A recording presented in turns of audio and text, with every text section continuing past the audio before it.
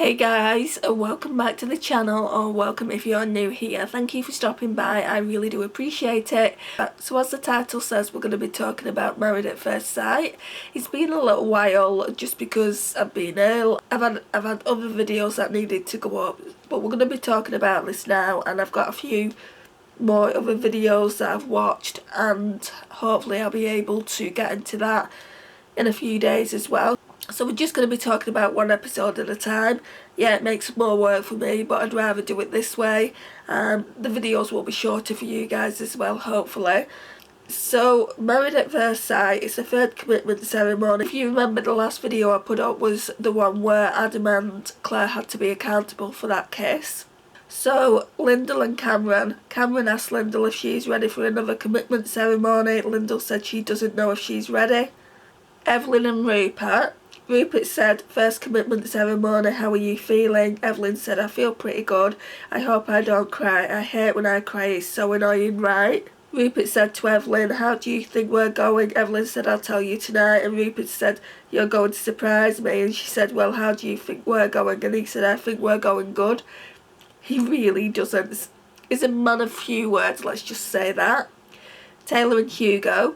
Hugo said he was a bit nervous. Tayla said, are you? And he said, yeah. Adam said, waking up after last night, he just wanted to up and leave the experiment. He said his voice didn't get heard at all. He said the pitchforks were out for him last night and he has more than one hole in him right now.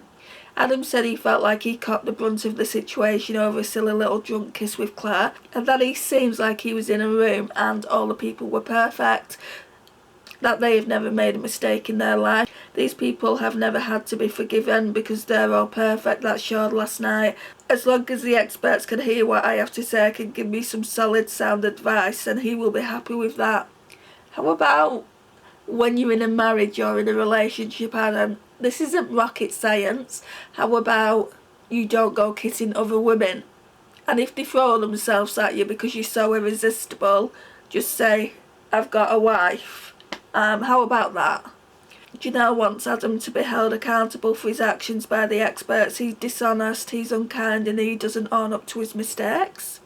Alyssa said to Duncan, the tension is pretty high. We have had hard conversations about Adam. Claire said she's had a bit of a rough sleep. The dinner party last night was a lot. The reception was icy pretty much the whole night. It was a whole thing everyone spoke about. It's gossip, isn't it, at the end of the day, and people will speak about gossip. Hopefully by the time I come to watch again, it's not just all drama around that kiss, because it was a kiss for goodness sake, and yeah, it shouldn't have happened, but I mean, get over it. So Claire gave Jessie a letter at the end of the dinner party, and it shows Jessie reading the letter, and he says, yes, there is an apology, but my boundaries have been crossed here. I don't know if it's enough for me to stay another week. So now the commitment ceremony happened. So in the commitment ceremony, Janelle asked if she could sit by Harrison rather than by Adam. She can't stand the sight of him, and also this was done for entertainment purposes for sure. Bronte was unable to go to the commitment ceremony because she was unwell. Janelle and Adam was first on the couch. Oh my gosh, it was so awkward. You could fit a bus through how far apart they were sitting. Alessandra said, who wants to start? None of them spoke up. Janelle looked like she was going to have a panic attack. Her anxiety was clearly playing up, so Alessandra said, maybe I'll start. Alessandra said to Janelle, last commitment ceremony, your relationship seemed to be going great. How did you feel when you found out that Adam actually kissed Claire that night? Janelle said the cheating was one thing, but it was all the actions that followed that just made it worse. It was a lack of accountability, it was a lack of apology, that just felt shocking. Alessandra said to Adam, I want to ask you a question. Last night you seemed much more concerned about making peace with Jessie than you did about Janelle. And Alessandra asked why was that. Adam said he didn't have any chance to speak to her at all.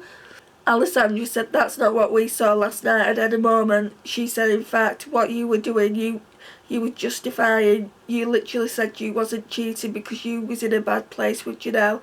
Adam said I understand that, it's just the mindset where I thought we was at in that relationship. Janelle said if we were in a bad place I was unaware, like I really was, because I kissed him goodbye and then we had sex that night, like I don't just go sleeping around with everyone. John said to Adam, why did you kiss Claire? Adam was stuttering all over the place and said to John, "Can I be honest?" And he said, "Please." And he said, "I was just drunk. This is not something I do regularly. This is not a part of who I am." We all know that's crap by now, because he cheated on his ex-girlfriend, one of his ex-girlfriends, and yeah, he said it was 10 years ago, but he still got that in him, you know, to cheat.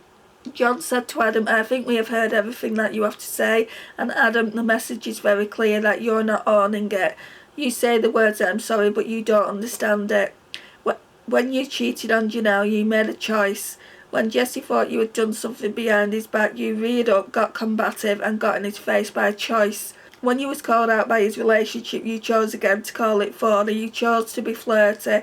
You chose to drink that night. They're all your choices. My point is, these bad choices you're making, no one else is doing it, you are, and until you own it, you're going to repeat these mistakes." Adam said fair enough, and John said, "The only person you should have cared about the experiment is Janelle, because I don't care if you was getting along or not. There is plenty of people in this experiment that don't get along, and they don't go and kiss another bride. That's your choice. And what everyone is telling you is, you don't walk the walk. You say 'I'm sorry,' but then you get angry, defensive, and you blame." So they went to the decision then. Janelle said, "I didn't come to this experiment for this. She won't leave." Adam said, "The place that we were at when this came out, this was the best place we had been in. I messed it up, I know that. I've hurt you, Janelle, and for that reason I'm also going to leave." Then he said, "Sorry guys," and left the room. So he left the entire experiment. He didn't even wait around. John said no one is going after Adam, and Mel said no one is going to go. It speaks volumes. Janelle was being consoled by Mel and Alyssa on the sofa, and Janelle said, "I just feel so relieved." Alyssa and Duncan. John said, "Well, who wants to start the week that was?" Duncan said, "I think Alyssa and I have had a very good relationship up until some things that came out in the last couple of days." John said to Alyssa, "What's going on for Alyssa? You seem very emotional. What's going on the inside?" She was crying. I mean, it was absolutely ridiculous how much she was crying. Alyssa said her heart is just beating really fast and she was crying. She said it was tough because she doesn't understand how he can still be in contact with Adam after knowing what Adam did to Janelle and knowing what Adam did to Jessie. So Alyssa expects Duncan to agree with everything and say, to me, argue if you don't agree with me, that's absolutely fine. But to me she comes across as some control freak. You know, she wants to control who he's friends with. She wants to control how he thinks and things like that. Let him be friends who he wants to be friends with. I mean, Duncan wanted Adam to be held accountable. You know, he shouldn't have to worry that just because his wife doesn't like his friends, he can't be friends with that friend. Yeah, the friend's absolutely screwed up, but I mean, people make mistakes all the time. Anyway, that's my 2 cents on that. Duncan said, "I reached out to Jessie as well and I stayed in contact with Adam so I could say stuff to him like, you have to own your behaviour, don't bring Janelle into it, don't bring Claire into it." Alyssa said, "Knowing how Jessie felt, you would still continuously speak to Adam. I don't get that, I don't understand it. It's like your actions condone what Adam was doing. I don't agree with that at all." Duncan said to John, "I didn't think I'd done anything necessarily too wrong, I was just trying to get people to own stuff." John said, "Has her reaction to this, Duncan, changed the way you feel about it?" John said, "It's a very strong reaction, even watching her now, you know, just fidgeting with her foot and her head's down. She's deep within her feelings." Duncan said it doesn't change the way he feels about Alyssa as a person, but it's definitely a hiccup. "I wanted Alyssa to say, I don't agree with you, but I understand why you did that. It feels like I am in trouble for doing something as bad as what Adam did." I agree with Duncan there. You know, she could have said, you know, "I don't necessarily agree with your friendship with Adam, but you're my husband and I don't want to fight with you." Something along those lines. Duncan said the total interaction was 3 or 4 minutes and 3 or 4 text messages. Alyssa then said, "And what did you say to him?" Duncan said, "Adam said, I heard Alyssa is going to come for me," and Duncan said, "Yeah, and you deserve it." Duncan said to John, "It's pretty simple to me. I don't know.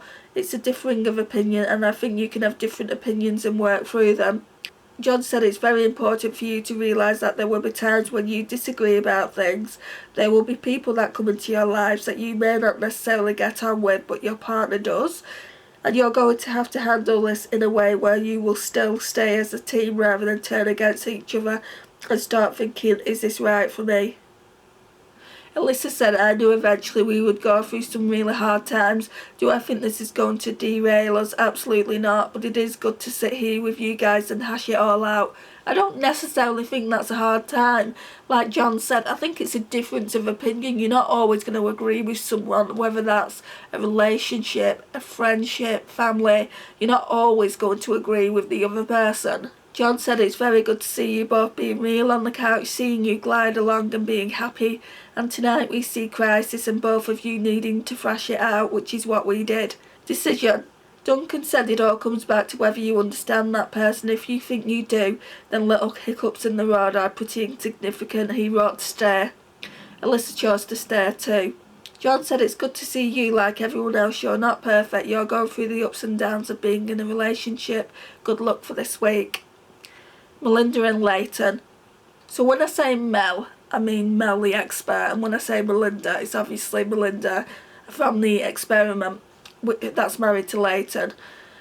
Mel the expert said, guys, how are you going? And Melinda said, we have been good for the longest streak. For us it's a record. For us it's been like 3 or 4 days.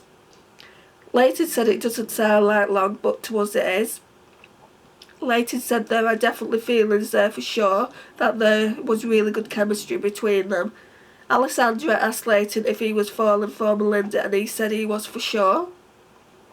Alessandra asked Melinda where she stood on her feelings for Layton. Do you like him? Melinda said she couldn't see her life without Layton. He needs to be in it. Decision. Melinda said Layton keeps ticking all the boxes for her, so she wrote to stay. Layton said, I agree. I think me and Mel are in a good place today, even though it's only been 3 or 4 days since their last argument, and that's still great for them. So he wrote stay to see how long he can keep this hot streak going. Tahnee and Ollie. They're the golden couple. I absolutely love Tahnee and Ollie. Mel asked Ollie how the week was, and he said it was a good week and he has fully been able to be himself around Tahnee. Tahnee said she has had these 3-month situation flings, but this feels different. It's a new experience, it's nice, and they talk about their feelings, they talk about how they are going to progress. Ollie said, we have started thinking about the future. We're starting to have conversations about life outside this experiment. Tahnee said, how we have been going is a natural progression. Mel said, this is the stuff that definitely makes us happy. Let's go to a decision, and I think we won't have any surprises. Let's go to you first, Ollie. Ollie said he was stoked where there was, and he definitely wants to stay. Tahnee wrote stay as well, no surprises here. Harrison was up next. Melinda said to Layton, this will be interesting. Mel said, flying solo tonight, Harrison. And Harrison said, yes, unfortunately, Bronte couldn't be here. She goes through a lot more at that time of the month than most women, and not a voice for endometriosis or women's biological functions, but she's in a lot of pain and gets very emotional and crying, and it's really hard to see her like that. Harrison said, I'm going to try and get through this as best as I can. I'm a guy, I don't know what Bronte goes through, so I just have to be supportive and do whatever I can. Everyone was laughing at him, thinking, what have you done with the real Harrison? I think they thought it was a bit of a joke. John said, well, okay, I'm not getting the sense that you're being real with us, Harrison. Harrison was about to reply to that, and John said, what's it going to be, stay or leave? And Harrison said, well, I wrote stay, and so did Bronte. Evelyn and Rupert was up next. Alessandra asked how it was going, and Rupert said, I'm sweating a little bit. Evelyn did not look impressed at all. When Rupert's under the spotlight, it goes bright red and he does sweat profusely, and it's like, oh, poor Evelyn. Mel said, well, how are things going for the two of you? Rupert said, I mean, she's obviously gorgeous, but yes. So he said, no, I'm definitely comfortable, and John said, it doesn't show. He said, what do I need to do to show it? Do I need to hold her leg or something like that? And John said, well, that didn't look great either. John said, you're being cautious. This is your first commitment ceremony, so give us what is going on here. And Rupert was like, I think, I don't know. And John then said, Evelyn, what's going on? Evelyn said she feels like she isn't getting as much as she's giving, and I feel like I don't know if Rupert is ready for this, in all honesty. John said, there you go, you're wanting more out of him. And Rupert, you seem to be too scared to really be yourself. Rupert agreed. John said that's not going to work and asked Evelyn what she needed from him and that he's not giving you. Evelyn said, I want to know what he really thinks about me and about us. Rupert said he liked Evelyn, that he feels he gets along with her and that he feels like there is chemistry there, that he can see it leading to something for sure. Rupert said he needs reassurance. He said he hates getting rejected. He said if someone is not attracted to you, I'm not saying she is or she's not, I'm not going to give my full self to someone if it's going to get shut down. So to me it just sounds like Rupert is very, very scared of being rejected, and he's probably been rejected a lot in the past. And obviously, you know, he feels like he's punching a little bit because Evelyn is stunning.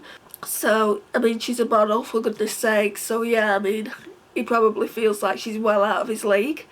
Alessandra said, Evelyn, are you attracted to Rupert? And Evelyn said, honestly, the more time we spend with each other, I do see it blossoming. So yes, I do find Rupert attractive. Alessandra said, is this the first time you have heard this, Rupert? And he said it was, and it's a massive thing for him. If someone is not attracted to you, that's half the battle. John says, Evelyn says, I'm doing too much of the hard work. I don't want to hear that. I want you to be rolling the sleeves up and taking the lead. Decision, Rupert chose to stay. Evelyn said that they both need to fully jump into this, so she wrote stay as well. John said this next week for you is a relationship crash course. You're going to get up to speed with all the other couples. You will get all the tools, all the strategies that you need. Don't be cautious. Sandy and Dan, they did not look happy at all. Alessandra said, what's going on? Dan said they had a little bit of turbulence this week and it's been a bumpy ride. Sandy said that she thought Dan didn't want to spend time with her. They had an argument. Dan went out and Sandy said she was getting in her head about where he was. Dan said, I get up really early in the morning, I go for a run, I go to the gym, it's my time, it's my active time. Sandy said, you're gone a lot, and Dan said, I'm out every morning, absolutely, I'm at the gym, I'm going for a run. And she said, for 6 hours, okay then. Dan said, what's wrong with that? Sandy said, that's not what I'm saying, but we're in an experiment. The experiment is 10 weeks. We need to be maximising our time together to build the relationship. That's why we're here. How can Sandy work on a relationship when he's gone half the day? I just don't understand his logic. John said, how do you think you have compromised in this relationship when you're going out exercising for 6 hours a day? And Dan said, not 6 hours a day. I went out one day for that 6 hours. Sandy has the same opportunity to do what she wants with that time. Sandy said, I don't want to go out and do things by myself. I want to do things with you. John said, why aren't you going out? Why aren't you hanging out together? It doesn't look like there's any intimacy in this relationship. It looks like you're just friends hanging in there. Is that where you're at? They both agreed. John said, what I need to know is from you. Is, are you sexually attracted to her, Dan? Dan said, right now, no. The devastation on Sandy's face was just awful to watch. Dan said the sexual chemistry just isn't there. I think that sexual tension needs to be built. Alessandra said to Sandy, Sandy, how do you take that? And she said she feels rejected, and part of her feels that Dan hardly looks at her, that she feels like she's trying, kissing him when he brings her coffee, or trying to give him a hug at night. She feels like there is a boundary, like if she goes past it, Dan doesn't want to go past a certain point either. Dan said, really? And Sandy said, yeah, that's how I feel. I'm just saying how I feel. Alessandra said, Dan, feeling like you're not liked by the other person, it tends to shrink one. When you feel like there's a wall, but their intimacy is not only sexual but emotional as well, you have tools, you have things that you can use to make this relationship really begin to thrive. And it got to the decision. Dan said, we have spoken enough tonight, so I'll just go straight to the decision. I wrote stay. Sandy also chose to stay. I don't know why they chose to stay. Obviously it's for entertainment purposes or whatever.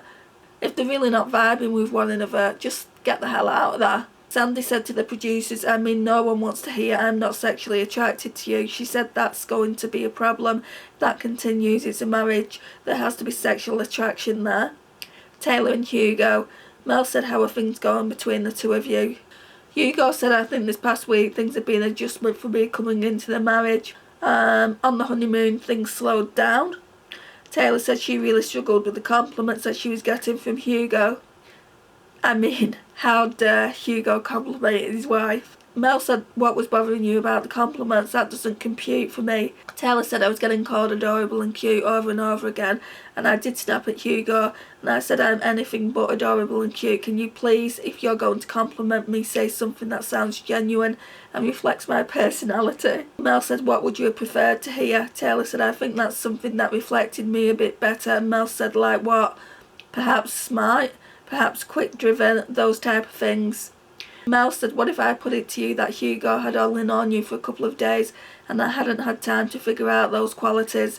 And Tayla just smirked and said, perhaps. Mel said, has there been any affection between you? Tayla said, no.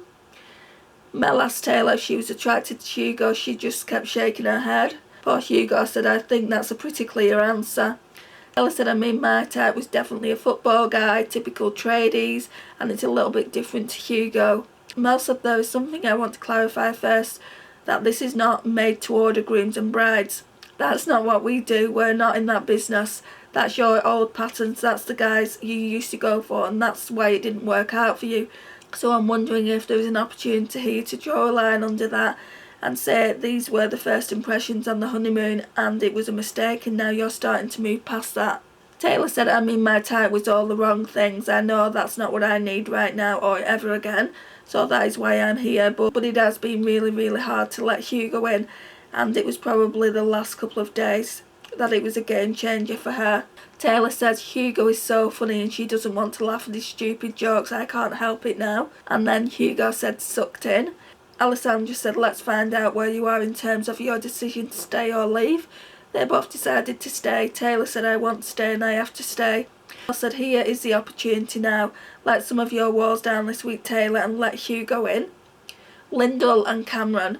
Alessandra said to Lyndall, Lyndall, your body language, the way you're presenting yourself tonight is quite telling. John asked what was going on.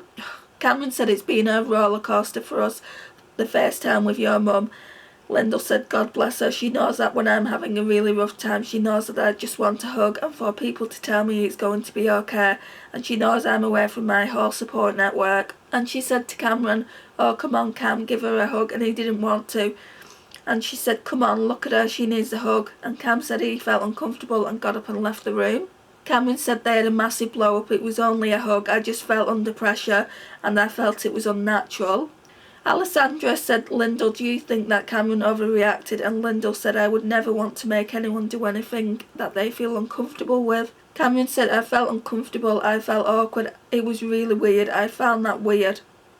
Lyndall said, hugging me shouldn't feel unnatural, not a month in here. Cameron said, it was weird when your mum was there and pressuring me.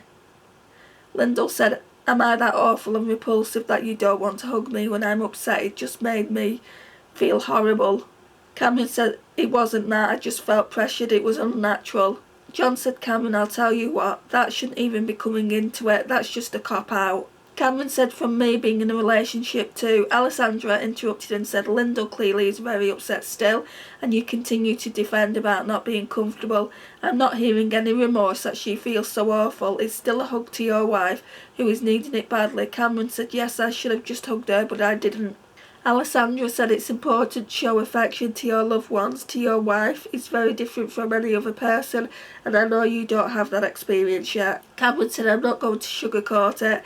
I have struggled throughout this whole experiment. I've been a fish out of water. Alessandra said, Lyndall is wanting affection. She is needing it. Alessandra said, you need to show up. Cameron agreed that he needed to pull his head out of his ass and up his game. Alessandra asked if he was willing to do that, and he said he was. So we come to a decision now. Cameron said it has been a good week, it's been a challenging week, but he is here to show up. Lyndall said that she really hopes this is the worst coming out now and that they can go forward and do better. They both chose to stay.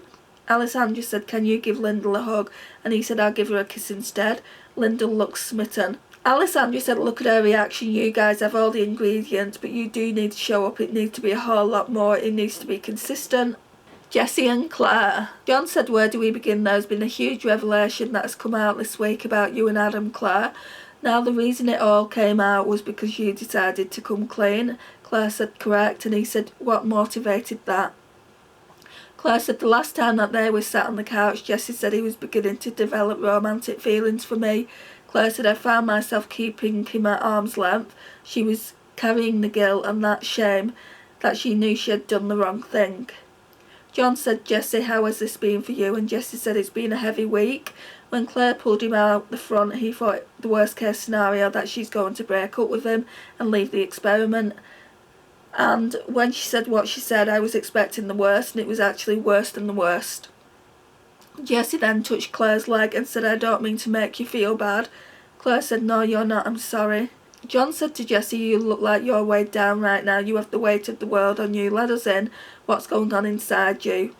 Jessie said, "I'm not sure how to explain it." He said, "There was a lot of indications. I knew it. I knew I was on to something. There was a lot of questioning, and there was a lot of doubt, a lot of defeatism, despondency." John said to Claire, "Can I ask why you didn't come clean when Jessie first had those suspicions about you?" Claire said she was afraid. Alyssa said, "You literally lied to Janelle's face." Melinda said, "You haven't just lied once, it's like 5 times now. You have lied throughout this journey. How are we supposed to trust you?" So I'm not being funny, but Claire isn't married to any of the other people that are judging her. It's what Jessie thinks that's important. He's the one that's married to her.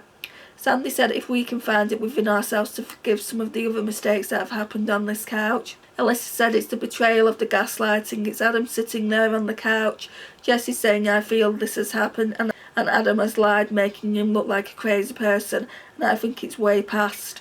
Sandy said, "She's owning her mistake. She's apologising. I don't know what else you want from her right now." Alyssa said, "I just think she should be held accountable just as much as Adam." Sandy said, "She is being held accountable by apologising and saying that I've done the wrong thing and coming forward. That is holding herself accountable. I don't know what else she can do right now." Melinda said, "Just trust her intuition, not her words. They really have their claws out for Claire."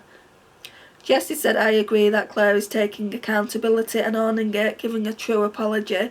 Jessie said, "One thing I don't like about this experiment is people being on the couch and just getting drilled, so I don't like to add to Claire's despair."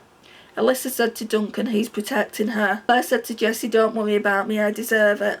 John said, "Why does it hurt so much?" And Jessie said, "You question whether you're worthy." John said, "Worthy of what?" And Jessie said, "Love in general. I've been single 7 years. I have not had good relationships ever. Like just reaffirming a lot of things." Jessie broke down and Claire said, "I'm so sorry, you don't deserve that. You don't deserve what I did." John said, "So Claire, when you hear Jessie talking about the impact of you cheating on him and he gets you to step into his shoes, what impact does that have on you?" Claire said it breaks her heart that he feels this way and that she's brought out these feelings in him and that she's made it worse and she's really, really sorry. She said he's sitting here feeling all of his feels, but he's worried about me feeling hurt, and that is massive and shows how selfless he is, and that she's disappointed in herself for doing that to him. Decision. Jessie said he can give Claire his forgiveness, his understanding and his friendship, and he can do all those 3 things by doing the right thing by himself. Jessie said, "I've chosen to leave." Claire said, "I'm so sorry." At that point I knew that Claire was going to say stay. Claire said, "I wrote Jessie a letter which better explains what I chose to do tonight." Claire chose to stay and try and earn back Jessie's trust and forgiveness. She said that she didn't want him to feel like he has to stay if he doesn't want to. John said, "Just to clarify, Claire, why did you feel like you wanted to stay?" She said, "Leaving would be like, I've said the truth, now I'm going to go, bye. And it would be not trying to make amends and not making Jessie feel like he's deserving and he is worthy." John said, "Jessie, how are you feeling right now?" And Jessie said, "To be honest, I kind of feel a bit grumpy." John said, "Can you let us in, Jessie?" And Jessie said, "I'm exhausted, so she may have some more gas in the tank, and that's great, it's honourable, but I don't have the same steam." John said, "Jessie, it's very clear that the way you have handled this in terms of finding out that your partner is cheated has been remarkable. You have maintained a kindness that at times it's taken our breath away.